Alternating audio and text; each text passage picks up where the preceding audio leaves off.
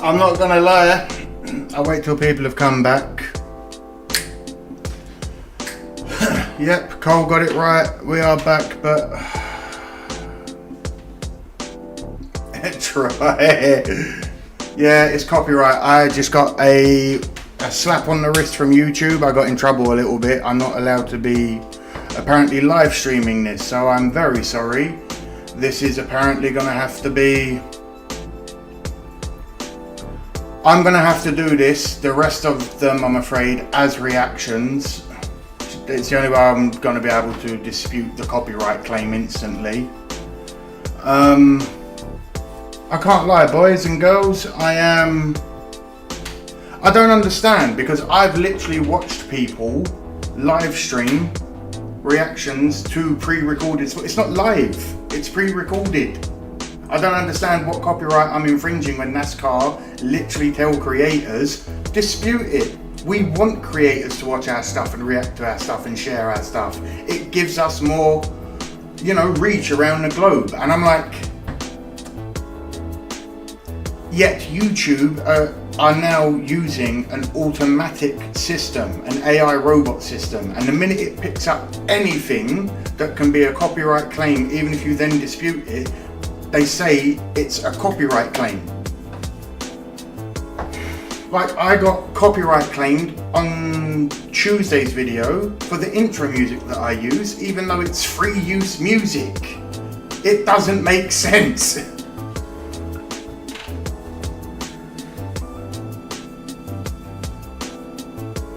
Yeah, this is crazy. YouTube being hypocritical never heard such a thing. Honestly, I'm now at a point where I'm a little bit,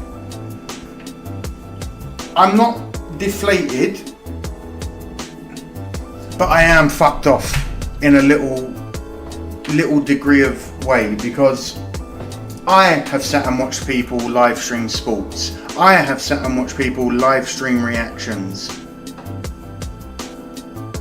It's the same as with like a lot of my music reactions. I have literally gone after my video gets blocked and I'm like, okay, Prince reaction, Raspberry Beret, and there's 10,000 reactions but mine got blocked. I don't understand.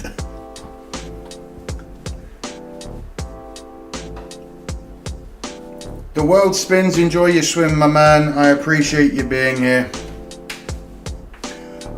Simon, honestly, the amount of times I've disputed, complained about, but again, I'm a tiny channel, and with I love each and every one of you. The fact that I'm nearly at 5,000 is crazy, but a small, less than 5,000 subscribers channel complaining to YouTube, they don't give a shit. If it was someone huge like PewDiePie or the nonce friend Mr. Beast, they'd get the rules changed instantly. It's crazy. I'm more than happy to just chill for a bit and just chat amongst ourselves with each other if you want, and maybe watch some other videos, see what else we can actually get watched on here. Something I was looking into doing is there's a how it's made NASCAR cars and tyres and engines. Would anyone be interested in me doing a reaction to that? Yeah, the nonce friend, Mr. Beast. Do you know any huge YouTubers personally? Weirdly, yes. But they're in the same boat now where, because they've already made their money off of YouTube, they don't really care. And that's the saddest part about it. It seems like a lot of the creators, once they have plateaued or they hit their money mark, it then becomes about a case of, alright. They don't, it's not their fight to fight for everyone, but that's what annoys me, because it is, you're the ones that are most popular. Tyre Wars by Slap Shoes. Why don't we go for that? Let's have a look.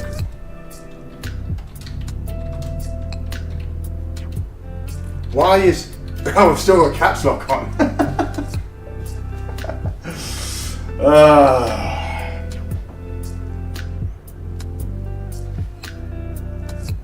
Yeah, Burnsy, that's what I was worried about. Depending on the generation of what NASCAR car it is, it could be very outdated.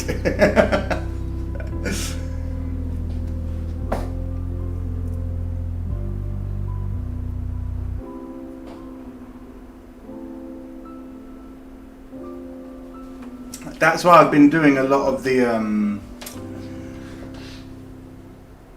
to you, Rowdy. That's why I've been doing stuff like There Will Never Be Another Racer Like Dale Earnhardt, The Story of Talladega, The Curse of Talladega. I'm trying to learn about the sport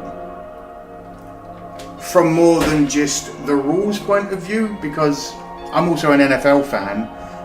But when I like something, like all of you guys, I like to know a fair bit about it. There's no point being a fan of a sport if all I can say is, oh yeah, Kyle Larson's my driver. You know what I mean? Here's what we're going to do.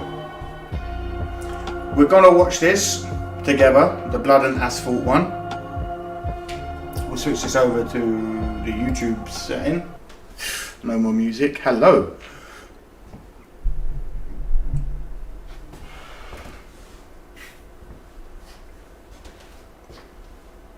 Bear with me for one moment, because Jessica has just decided to start playing The Sims on her computer. Hold on. Yeah, I got done for copyright again. Also, get off of The Sims! I can see you playing The Sims. And so can everyone on stream.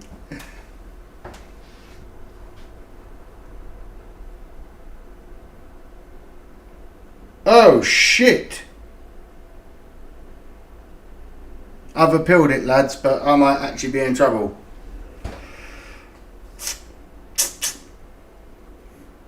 I shall never stop playing The Sims.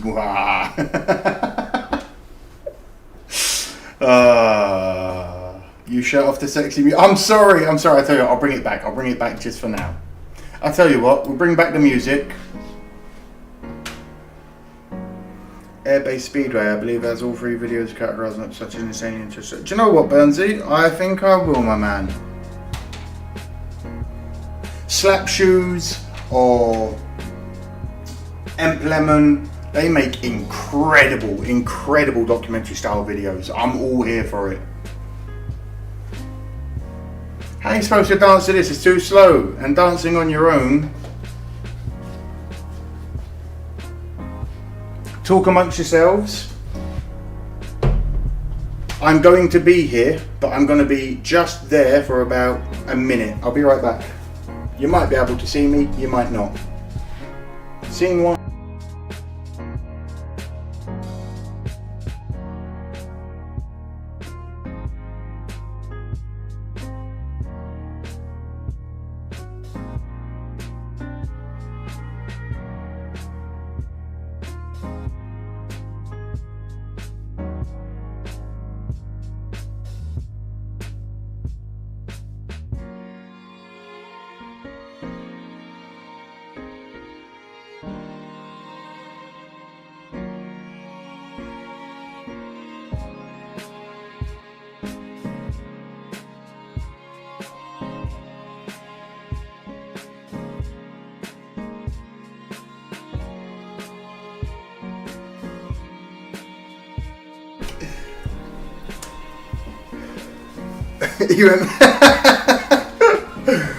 Oh, that's incredible.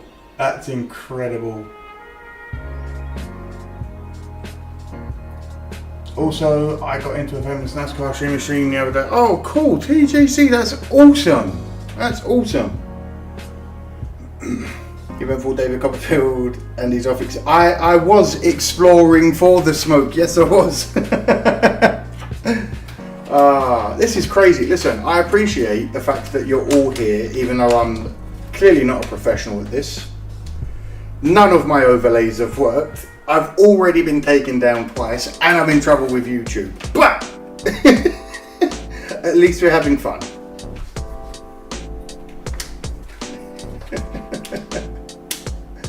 I wrecked him on accident. Now, see, I doubt you did it on accident, my friend. Oh yeah, you just happened to be in the way.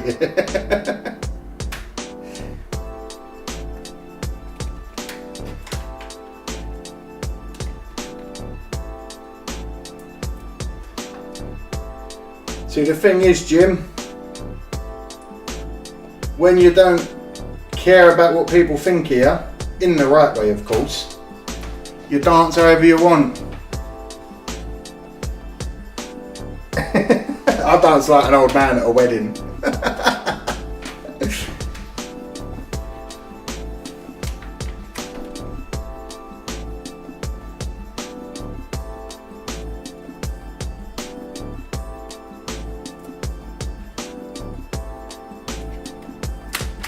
Okay, I'm also going to show you all one of the coolest things I own, and it's I don't know how many of you have ever heard of the show Top Gear, but look at that, that's so cool.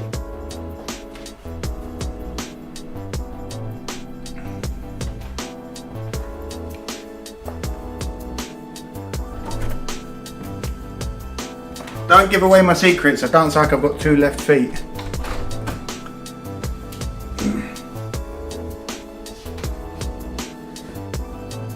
All we know is he's called the Stig. I'll tell you a funny story about that actually.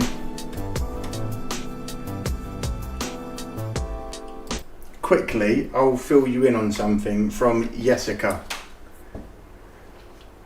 The first time I ever got to see Top Gear with Jessica, she didn't tell me that the Stig, the good Stig, was Ben Collins, was stood right behind me after the shoot. Didn't even tell me. Didn't tell me, didn't inform me. Terrible. Oh my god, Top Gear was my entire childhood from the age of 6 onward. Am I going to say that? Well, here's a little thing that's going to blow your mind. I know the director.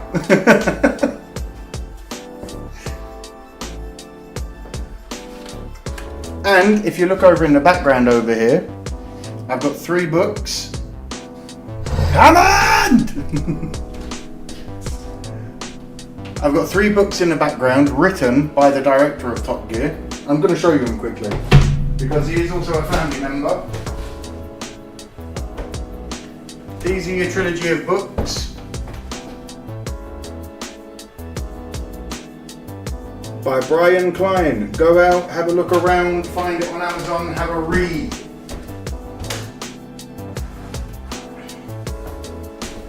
It's tactical espionage thrillers based off of some crazy theories.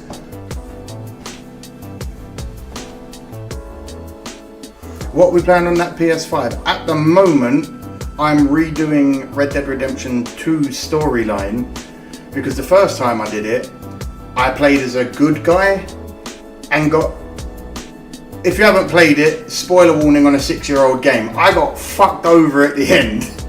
So this time I'm playing it as a true blue bad to the bone cowboy, just murdering everyone that annoys me.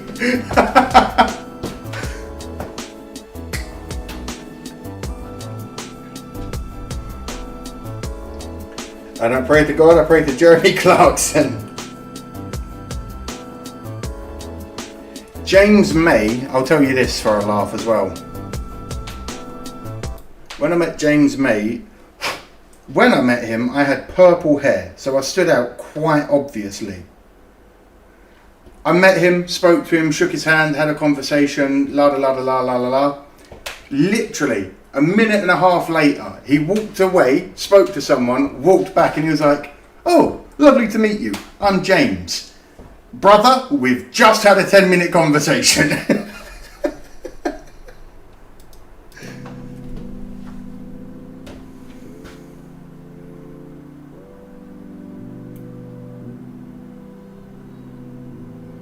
I'll see what I can do about getting the director of Top Gear to do a... I'll see if I can get Brian to do a reaction with me to some Top Gear clips. That'd be pretty cool.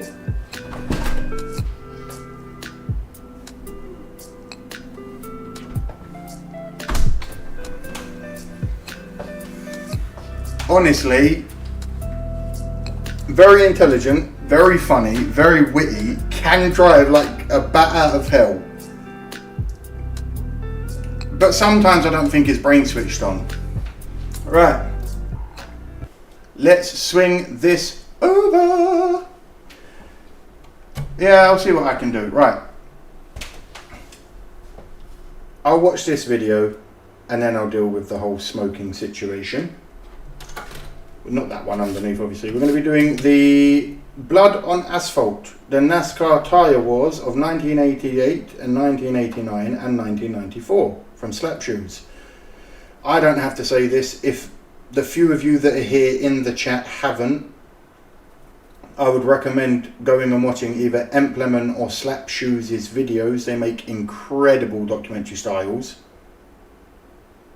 Like, with everything you need in the video without it becoming boring or too long or too drawn out. You know, like sometimes when you watch something on the History Channel and they just keep repeating the same things over and over and it's like, okay.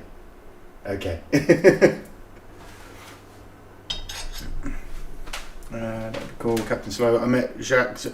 Whoa, TJC, that's awesome. My older brother calls me Villeneuve because of Jacques Villeneuve, and my name being Jack. When we were growing up, my older brother would always call me Villeneuve. That's awesome. And you got to meet Daryl. That's awesome. Oof. I hope I don't get in YouTube trouble again. Right, I'll tell you what. We'll do this one as a reaction. So the whole welcome to the channel. So you guys are going to have to just sit there for a moment and listen to everything that you hear in the start of every video before we move into this one. Let's get it ready. In a world now... Shh, don't ruin it now. Don't ruin it now. Right. Oh, trust me, Burnsy, I looked at Villeneuve's NASCAR performances. Right, here we go. How's all the doinks doing over here? Ah, we're doing good. Generic, we're doing good. Right. 3, 2, 1. Welcome back to the channel. My name's Jack. You joined me here today during a live stream. If you haven't been to a live stream yet, come and join me. They're fun. We get down, we watch a few things, and I get in trouble with YouTube a lot because of copyright strikes. It is what it is. Today, because my plan didn't go to plan, we're going to be looking at Blood on the Asphalt, the NASCAR Tyre Wars of 1988 and 89 and 1994. If you are new around here and you like what you see, please leave a like, leave a comment, subscribe, all of that good stuff. It does so much for a small channel like mine, you have no idea. If you are old around here or one of the cool people that's over in the chat, hi cool people over in the chat.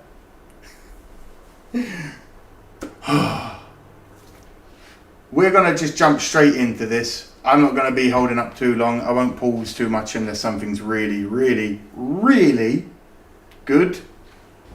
Other than that, get comfy, get settled, and let's go. In a world now dominated by contracts and exclusivity deals, it may surprise you to know that for the majority of NASCAR's existence, the question of tire suppliers was fairly open-ended. At first, there were very few regulations in place, if any at all. You could pretty much run anything you wanted to. The 15-inch true. even up to today, but width, tread type, material used, and even manner of construction have changed drastically over the years. Firestone was the undisputed king of racing tires in America by the mid-20th century, but the newly emerging phenomenon of stock car racing was throwing them some curveballs. The cars were absurdly heavy, and the speeds were increasing drastically with each passing year. In 1950, NASCAR held their first event on a paved surface in just their second year of competition, and it wasn't some half-mile oval either. This was the Lady in Black's first appearance, the first race at Darlington Raceway. The speeds were way too much for the average racer's tires to handle. Whether they used Firestones or some old dirt track tires they had lying around, no one could survive out there long enough to get a good run going. Legend has it that crews even went out into the stands and parking lots and raided tires from passenger vehicles. It took over 6 hours to complete the race with an average race speed of 72 miles an hour. People traveling to and from the race probably... Just imagine you went to a NASCAR race in this day and age and the top speed was 74. I feel like John Connor in Terminator 2. I could get out of the road faster than this. Anyway. drove faster than that on the way home. This was, for all intents and purposes, Welcome, the Vivacious. first tire disaster in NASCAR history, and it was just in the second full year of competition. The man who won the race was an unknown driver from Indiana named Johnny Mance, the 43rd starter out of a 75-car field. It was his first and only victory in the series, and it came in just his third start. He won by 9 laps, simply because he pitted far less often than anybody else. As it turned out, he had fitted his car with heavy-duty truck tires. Since there was no rule against it at the time, NASCAR had no choice but to let the win. Rowdy Road. What do you mean? That's just Martinsville.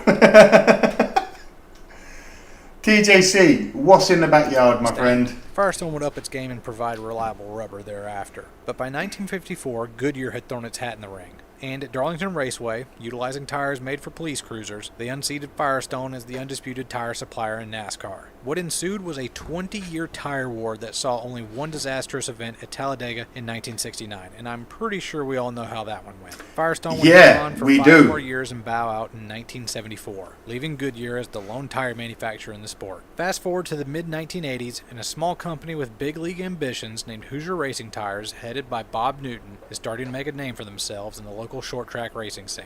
Although there was no exclusive deal worked out between Goodyear and NASCAR, the two sort of run a de facto partnership, where NASCAR wasn't exactly lending any help to new tire manufacturers looking to enter the top series. However, in 1986, a scare involving a hostile takeover of Goodyear threatens to nix the Goodyear racing program. Facing a lack of tires in the coming seasons, NASCAR encourages Hoosier to wait for the big leagues so they can have a backup plan. Hoosier has to wait until the 1988 season to debut, but by this time Goodyear's problem is resolved. But why did it take so long to get the ball rolling for Hoosier? Well, 2 reasons. One is a rule NASCAR had put in place to protect Goodyear, stating that if anybody wanted to supply tires for a race, they had to provide enough tires to supply every race car for the entire weekend. Any manufacturer had to show up with hundreds, sometimes over 1,000 tires that's crazy. every single race. This is further compounded by the second problem that Hoosier faced, and that is in 1988, Goodyear had 350,000 full-time employees across the globe. Hoosier had just 16. Not 16,000, not 16. Oh, that's awesome. Just 16. That's awesome. TJC and us. This is the equivalent of if your dad and 15 of his buddies bought a fab shop downtown and said they were going to start making racing tires, and then announced. See, that's pretty cool. 16 people had the absolute stones to go, you know what? I don't care how many people they've got. I don't care how long they've been doing it. Let's go, or let's at least try and reinvent the wheel. Out of nowhere that they were going to start competing against Pirelli in F1. It's just completely impossible. But then, not only do they actually put their money where their mouth is, they actually go out and win some races. As the 1987 season comes to a close, Hoosier immediately starts putting together their coalition. Woo! You can't pick off any of the big dogs, as most of them are in Let's go! I love this. Well, they're not exactly willing to stick their necks out for a tiny company's hopes and dreams. Instead, they go prospecting for some newer guys at the Cup Series who have had limited success or haven't won at all yet, but show a lot of promise. Guys like Lake Speed, Morgan Shepherd, and Rick Wilson. They do manage to poach off 2 big-name guys, though. Buddy Baker, who is running a part-time schedule this year with 19 career wins, but his team, a partnership between himself and Danny Schiff, had never won a race before. And Buddy Baker... I'm also going to say this as someone that was once technically an American and living in America. No one should ever be lied to that Red Baron pizzas are premium pizza, because they're not. Baker hasn't won a race in 5 years. He's in his mid-40s, and by this point he's at the end of his career. His one good selling point, though, is that he's had 3 top 5s and 10 top 10s last year in just 20 starts. He can certainly wheel a race car around better than most. The other guy is Neil Bonnet. Bonnet had won 16 races up to this point, but his last win came 2 years ago. His team, Raymock Enterprises, they haven't won since they last joined forces with Bonnet back in 1983. Despite all this, the venerable, they haven't won. Why does his head not look like it's part of his body? Is that just me? It looks like they've sort of grown his skull a little bit. Since they last joined forces with Bonnet back in 1983. Despite Rowdy. No, they're not, lad. This ragtag bunch into battle. for better or for worse. Hoosier approached Neil because he had run their tires back during his short tracking days. Yeah, it definitely looked weird, didn't He it? also stated publicly that he'll start running Goodyears as soon as they start looking better. As good a relationship as he has with Bob Newton and the Hoosier gang, he is by no means a Hoosier loyalist. The Hoosier Rebellion isn't looking too hot on paper, but as the checkered flag flies for the Daytona 500 to kick off the season, Neil Bonnet and Buddy Baker find themselves running 4th and 9th respectively. That's having not run bad. solidly in the top 10 all day. While Hoosier's debut was overshadowed by Bobby Allison and Davey Allison's father-son 1-2 finish, That's it went cool. about as well as they could. Father and son. They made their name in the short track racing scene, and to run that good at a super speedway was honestly pretty surprising.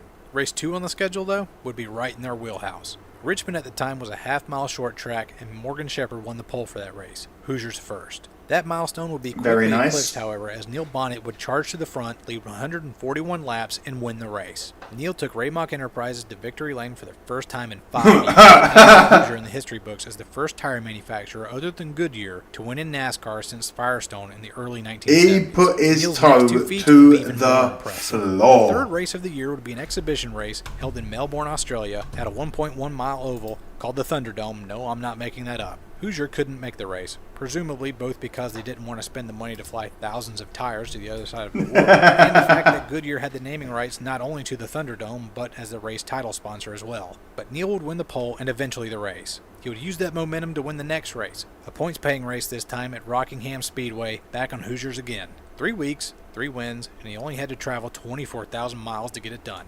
Hoosier's star That's driver, crazy. Team Raymock, are now the hottest name in NASCAR. People are already starting to talk about a championship run. Week 5, Atlanta. Goodyear comes loaded for bear and dominates the early practice sessions. Neil Bonnet and Buddy Baker's teams jump ship and go with Goodyear for this race. Did I just Wilson see and Lake the Speed start Intimidator racing there? Hoosiers. Week 6, Darlington. Lake Speed rolls to his first and only victory, and he does it while running on Hoosiers. Whatever Hoosiers' stated objectives were when they committed to running the 1988 season, they have now surely achieved or far surpassed them. They have 3 wins on the season in just 5 points-paying races, and the good news doesn't stop there either. Hoosier never signed any drivers of their coalition to contracts. Every single one of them ran Hoosiers of their own free will. And now with their tire dominating the schedule, Goodyear drivers start clamoring to be released from their contracts. So they Now you can will want to take jump it. ship. Shortly after Lake Speed's victory, they do just that.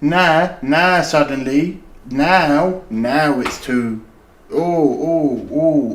Goodyear were too good. Goodyear were the best. Yet the minute Goodyear aren't winning races, none of you have got loyalty. Don't join my company. That. Just a handful of races into the 1988 season, and Goliath has folded to David and now plays by his rules. Yeah. It's a shocking upset by any measure. Goodyear now has to do something to win back their teams. They're getting their asses handed to them by 16 guys in a fab shop in Lakeville, Indiana.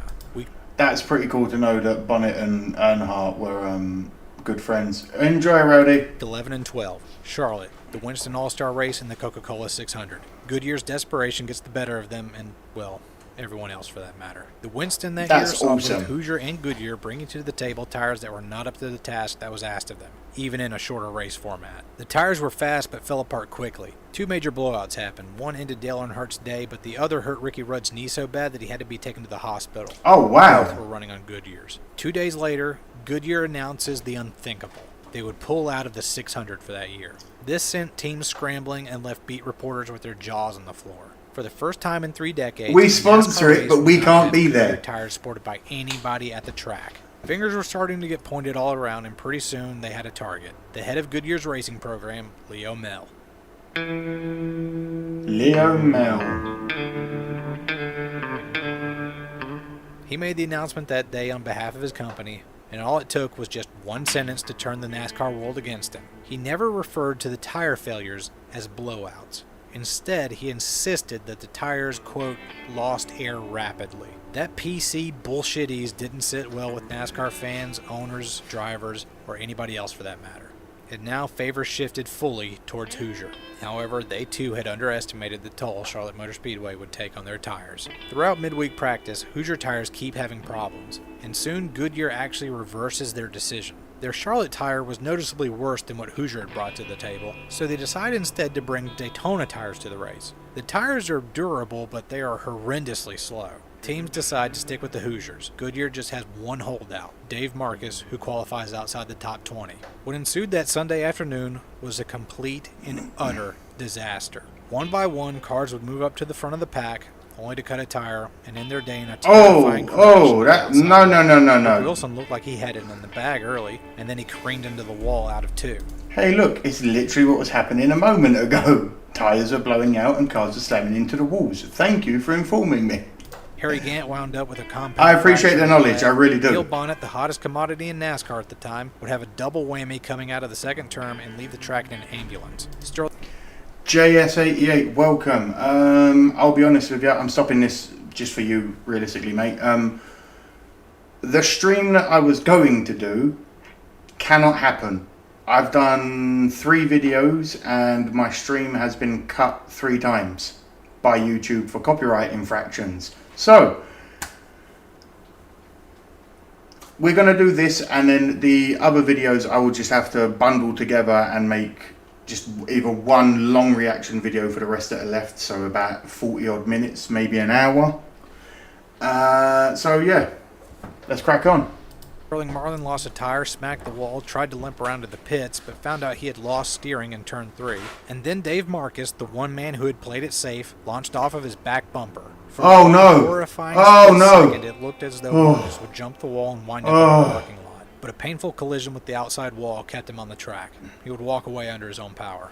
Darrell Waltrip would win, but he would say in Victory Lane that it was emotionally the most difficult race he had ever run. Good on you, Waltrip. Jovial Waltrip didn't even look happy about his win. Instead, he looked like a man who had narrowly avoided a career-ending injury. Dave Despain on ESPN would call the race a kamikaze mission, and in his rundown of the event, he was noticeably disgusted with the ineptitude of the tire makers. Yeah, the rest of the 1988 you're putting people's lives at risk. Displays of incompetence. Goodyear showed up to the June Pocono race with tires that were damn near a quarter inch too wide. Leo Mel would blame it on the elastic nature of the rubber and nylon used, an excuse no one bought. I was going to say, hold on.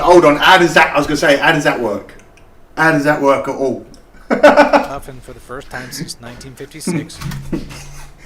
Yes, I can understand 1 out of maybe 10,000 tyres being a ½ inch too wide, but every single tyre that you've brought to the racetrack this weekend being a ½ inch wide, I don't think so. Goodyear's didn't turn a lap in a NASCAR Cup race. Although Hoosiers had some severe blistering, they suffered 0 failures that day. In August at Watkins Glen, Hoosier would be bopped for the exact same infraction and thus bow out of the event. The Goodyears would blister and fail all day long, leaving nearly half the race run under yellow flag conditions. Its soul-saving race was this fantastic final turn battle that almost made people forget about the tire failures that had plagued the garage all weekend. Dover comes around in September, and all the same problems that racked Charlotte come right back. Yep. Both suppliers have trouble with blistering tires, and Ken Schrader, Mark Martin, Richard Petty, and Alan Kowicki are all wrecked out of the event with blown tires. But at least this time, nobody got hurt. And all while this is going on, costs for teams and owners are skyrocketing. Not only because of all the wrecked race cars, but because teams never know which tire will be better. So they end up having to buy twice as many tires just in case one brand is safer or faster. Oh, that's Eventually, terrifying. was made by drivers, owners, and the media after Dover that both manufacturers got their act together, and the 1988 season ended without any more controversies. And the role the media played in this series of events cannot be understated. Because going into the 1989 season, for the first time ever, every single NASCAR race will be televised, live, flag to flag, on cable TV. Well, hey. The last thing NASCAR needs is for the embarrassment of the 1988 season to repeat itself. All drivers getting hurt. Fans away. Someone needs to win this damn tire war and send the other packing. In 1989, Goodyear thinks they have an answer. After years of testing, Goodyear announces they will run a radial tire instead of the normal bias ply tires that they and Hoosier have been running. A bias ply tire runs its cords diagonally across the tire, whereas radials run their cords perpendicularly. Radials are supposed to be on paper more grippy, and the only reason they haven't been run yet is they tend to get hotter and wear out faster. But Goodyear thinks they have that problem resolved. Speed Week's testing kicks off, and immediately an issue arises. I was going to say, the new radial has a blowout and totals his car. His car owner, Richard Childress, immediately... Not the Intimidator. Drivers might have bought that the failure was a one-off, but later Bill Elliott has a similar crash and breaks his wrist. The defending Cup Series champion won't even be able to finish the 500.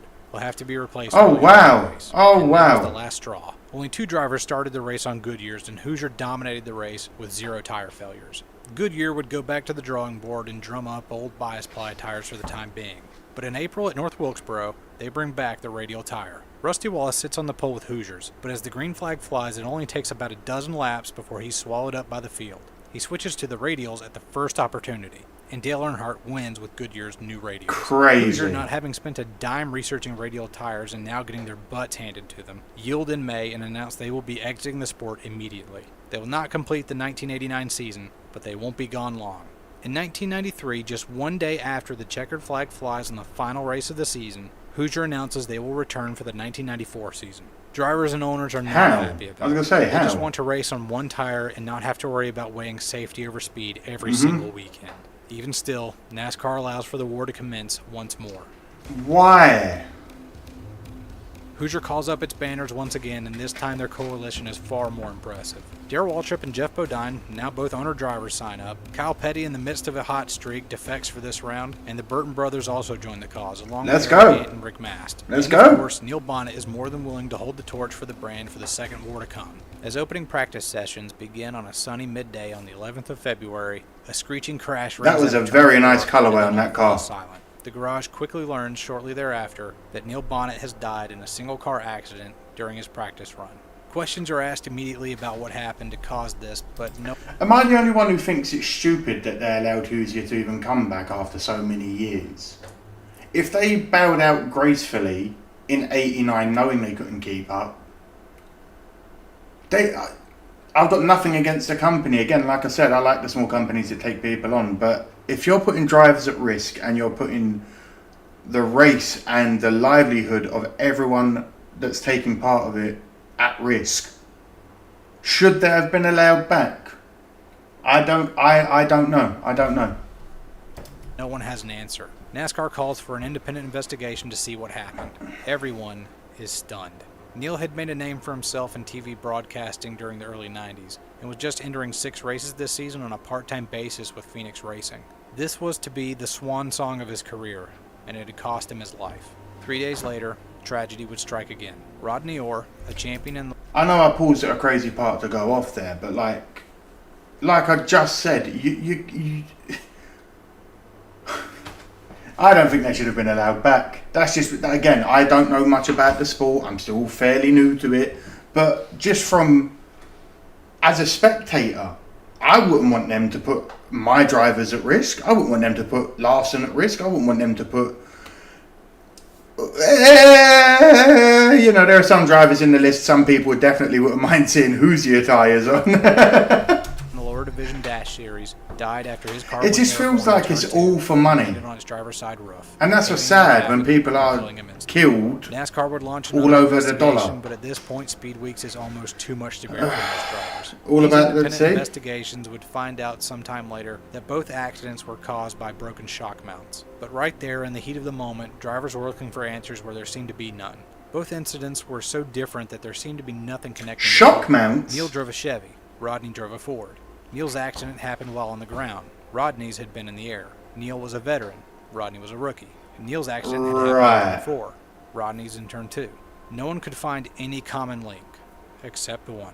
Both drivers were running Hoosier tires. Oh my God, my blood just went cold. Were not the cause, and Hoosier tires met all specifications. Drivers at the time had no way of knowing that, and made the call themselves. After the 125 qualifying races on Thursday before the main event, all drivers made the switch, and no one started the Daytona 500 on Hoosiers. During the qualifiers, Hoosier drivers complained that the tires were unstable and slower than the Goodyears. But according to pit reporters, Hoosier tires showed little wear and no blistering. Nonetheless, the 500 would not see a single driver make the transition to Hoosier rubber. The first third of the 1994 season would not go well for Hoosier. They were free of safety concerns during this stretch, and their tires were fast for all of about 10 laps. And then after that, they would start to slow down. Hoosier had a handful of poles but no race wins, not until Jeff Bodine won the All-Star race on Hoosiers and would remain a staunch Hoosier loyalist all the way till the bitter end. He would win his first points-paying race for Hoosier at Pocono in June, would follow it up with a win at Michigan in July, and a third win at North Wilkesboro. Okay, so they obviously got their shit together. The last driver in NASCAR to ever do so.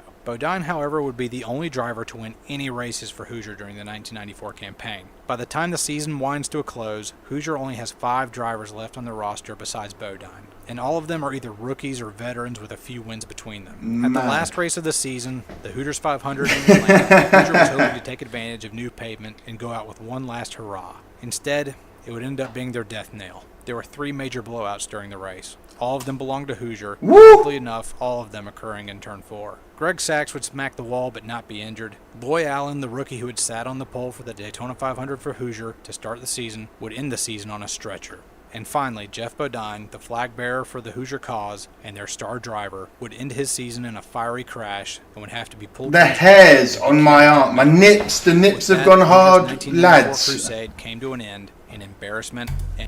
It came to an embarrassing end in 1989. What made them think 4 years later, hey, fuck it, should we have another try? It didn't work the first time. We haven't really changed anything, but...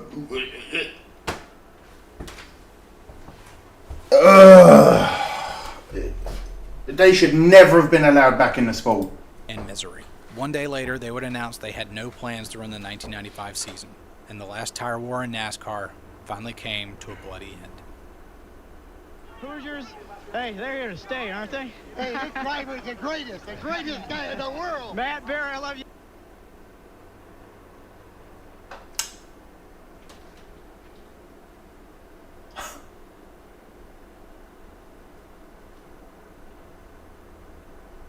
So why were they so unlucky in the NASCAR? This is an old video, I know, obviously, but... Ladies and gentlemen, if you are absolutely incredible, please, if you haven't, go and subscribe to Slapshoes, Emp Lemon, anyone that does anything good about NASCAR, really. Crazy that even... How did the NASCAR officials allow them back in as a company to provide tyres, consider it... I don't know. Thank you for the live stream suggesting this. Good video, very informative as usual. Come join the live streams. Let me know down in the comments what I should watch next. Leave a like, comment, subscribe, all that good stuff. Have yourselves a great day. Be well and bye-bye. Yeah, that's the magic of Hollywood, boys and girls. And then I'll come back here and I'll start editing it all. Let's have a quick read. Hey, gaming time. Hey, Still Joe. Hey. Listen, you're not late. Everyone that's just getting here, you're not late. We did start a little while ago, but I've been getting copyright striked and taken down multiple times already this evening. The NASCAR recap is going to be a long reaction video purely because I don't want to get in trouble. I've already got a slap on the wrist from YouTube and they said if you do it again, you won't be able to upload for a week. You do it again, your channel is gone. So let's not do that. Hoosier tires are pretty big and right, Jason. I thought, do you know now I'm saying it? So where did Hoosier go wrong so badly with NASCAR? Because the name seems so prominent in my brain. The strike is on my channel. We'll see what happens. I have disputed it. I'm gonna do my best and just do the whole YouTube, what are you doing? NASCAR allows streamers to do this stuff. Let's go back to the cool music. How about that? Seems like bad luck mostly. Yeah, it must have been pretty bad luck considering if they'd come back and they're now doing up until 2015, whenever that video was released, they were still doing race events all the way up till 2015, Hoosier, and to this day. So I don't know what they got so fundamentally wrong in NASCAR.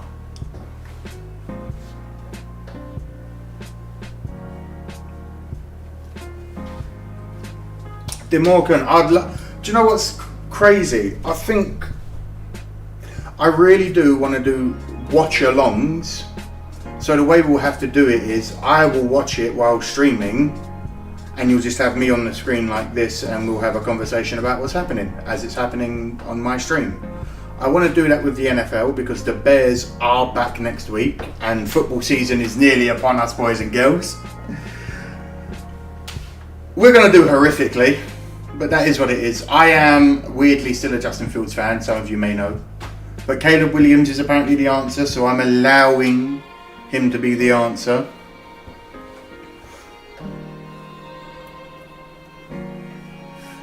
Yeah, Joe, that makes a lot of good sense.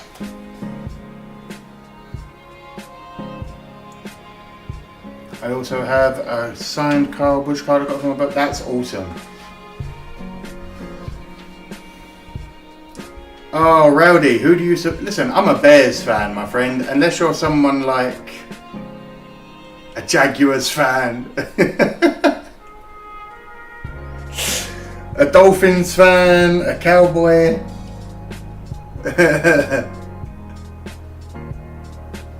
Never apologize. Oh, you're a Cowboy fan. Oh, so you truly, dependent on how old you are as well, you truly do understand the consistency of failing at the last hurdle quite a lot. The Bears! I am waiting on my Caleb Williams jersey. I do have a DJ Moore jersey coming.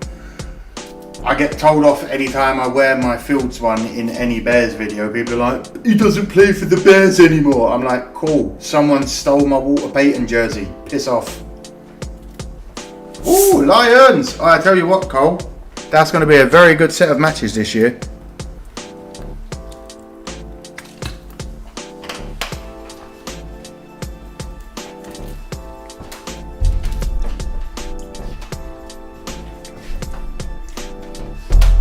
Hold on, out of curiosity, who is the Cowboys quarterback? Is it still Prescott? Or did you guys not just get someone new?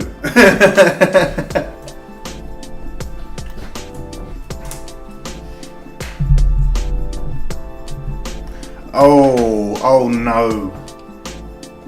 Listen. I take nothing away from Dak Prescott. He's just been unlucky. So unlucky with the teams that have been built around him.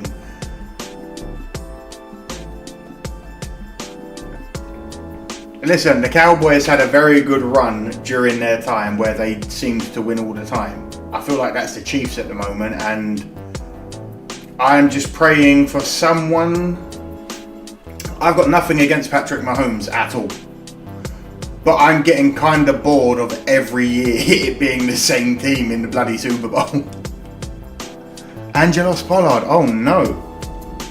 I'll be honest, I haven't really been keeping up crazy with all the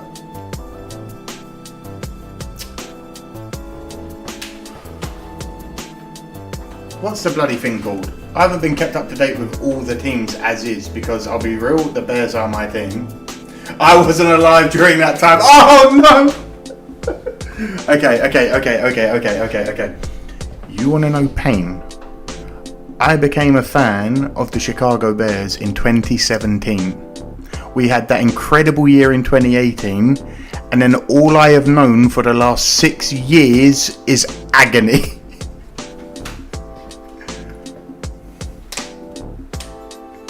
Yes, indeedy, Boss Jones.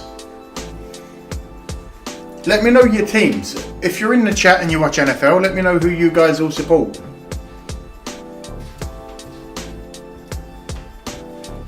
I know it's nothing, but you also have to realise, I'm 32 years old. Growing up in England, I've always been a West Ham fan, a football team called West Ham. In my entirety of being alive, last year was the first time we won any form of competition in the time I've been alive. We've had no championships, no international trophies, nothing.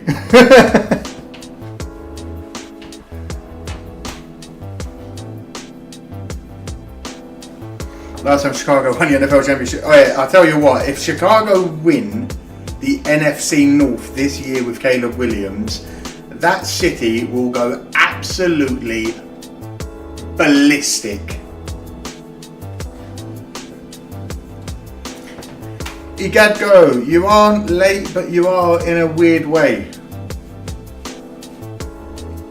The idea of what we were going to do on this stream cannot be done. So it's turned into a little bit of a just chatting, just watching, catching up with everyone, running through all this new streaming stuff. I was supposed to have overlays and everything, but they don't work. It is what it is.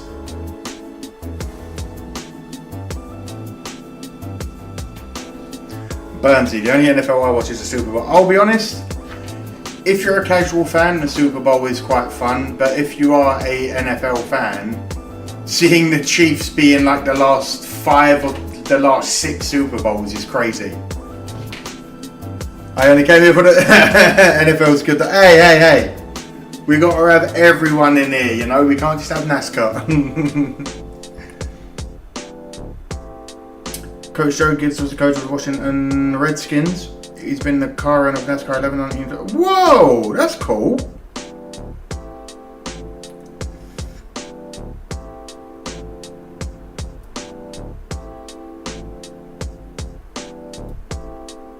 Hailie Deegan lost her. How? Oh, that's. Oh, mad. It's all pain for me because I'm also a fan of the. Oh my God, you're a fan of the Angels and the Lakers. Oh, you, rowdy, lad. You've got to give yourself some joy in life. You've got to find happiness somewhere. Hailie Deegan will be in a 98 car for Haas Racing. Oh, that's not that bad then. Joe Gibbs also owns a 54 car. That's mad. I'll tell you what we're going to do. I'm going to run this out for maybe... Hi Sonic, how are you? Here's what we're going to do. I'm going to run this out for about 10 more minutes. And then we're going to call this evening's stream complete. I know it's short, I know it's crazy and it's not what we planned. But I'm going to work on A, not getting in trouble with YouTube, and B, working on why none of my overlays, see, because the chat itself is supposed to be here right now, like there, it's supposed to be here, so you guys can all see what I see. No, it's annoying.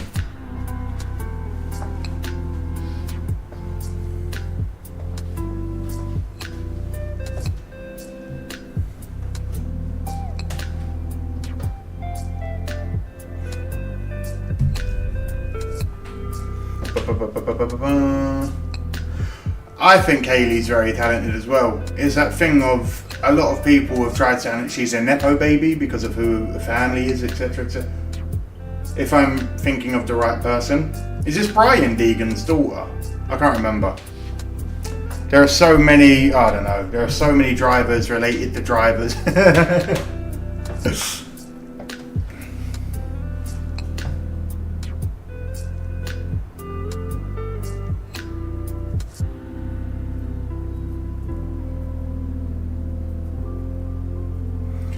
Yep, Joe Gibbs Racing since 1994. One of the drivers would paint their race helmets so they look like the NFL. Oh, that's awesome.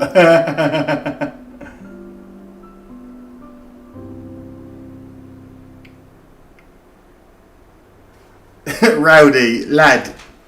Every now and then in sports, instead, I understand cheering for the underdog, mate, but you seem to be cheering for all the underdogs.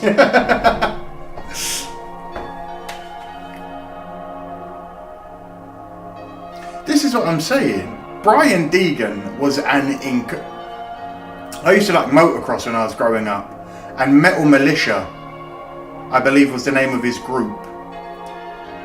That man could ride a dirt bike like he stole it.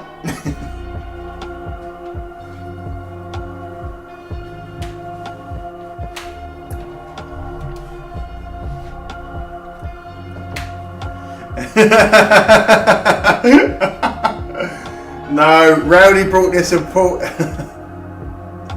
Okay, listen. Let me take back what I said about the Lakers being underdogs. They're not underdogs, but considering the legacy of the team, they haven't exactly been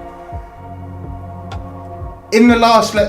They've not been the shining star that everyone expects from the Lakers. And that's sad because they've always had talent. I'm not a huge NBA fan. From what I've seen over the years, they've never not had talent. So it's crazy.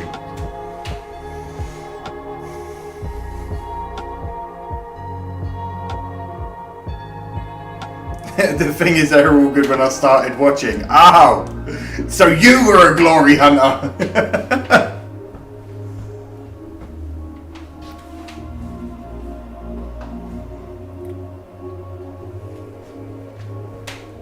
The thing is with Hayley, I feel like she hasn't got anything to prove other than, you know, being a female in a male sport.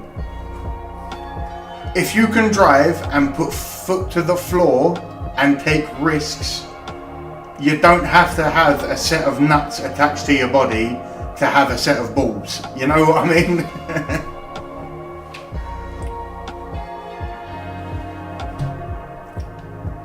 But I do want to just say this. I like things with the bright colours. Oh no, oh no. I'm a Sacramento Kings and Oakland's A's fan. They can never excuse me about. Hey, listen here, Egad. On the show 19, it might have been, or the show 20, I took the Oakland A's to all of the champions. I won the World Series. I had like 600 home runs in a season.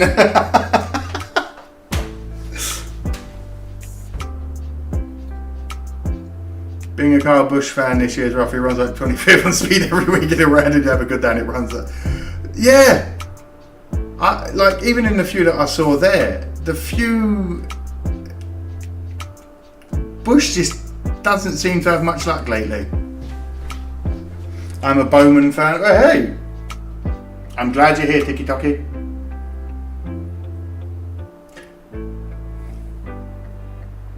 Okay. I will be leaving very shortly. I have a friend that needs some attention.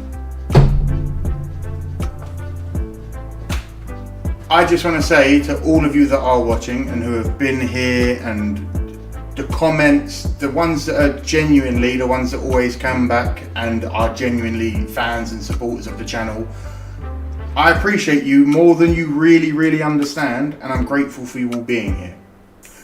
I think going forward what we'll do is we'll do live streaming watch-alongs of sporting events if I can get them done, depending on time zones, whether it's 3 o'clock in the morning, etc, etc.